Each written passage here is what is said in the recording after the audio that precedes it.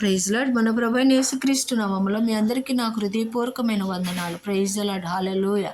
ఈరోజు వాక్యము యెహెజ్కేలు గ్రంథము 34వ అధ్యాయము 15వ వచనం.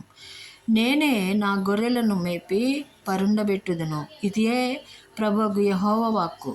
అదే యెహెజ్కేలు గ్రంథం 34వ అధ్యాయం 16వ వచనంలో, తప్పిపోయిన దానిని నేను వెతుకుదును, తొలివేసిన దానిని మరలా తోలుకొని వచ్చేదను, గాయపడిన దానికి కట్టుదును, దుర్బలంగా ఉన్న దానికి బలపరుతును. అయితే క్రొవ్విన వాటికిని బలము గల వాటికిని శిక్షను మేతను పెట్టి లయపరిచేదను. Praise the lord. హల్లెలూయా.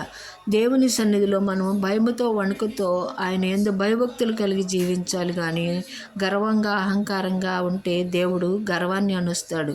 ఎక్కడ మనం గర్విష్ఠులు కాకుండా ప్రతి విషయంలో దేవునికి మాదిరికరంగా దీనత్వం కలిగి ఆయన సన్నిధిలో ఆయన మహిమ కొరకు ఆయన కృప కొరకు మనము కనిపెడుతూ ఆయన కృపలో మనం ముందుకు సాగుదుము గాక. Praise the lord. హల్లెలూయా. అట్టి కృప దేవుడు మనకు అనుగ్రహించును గాక. ఆమేన్.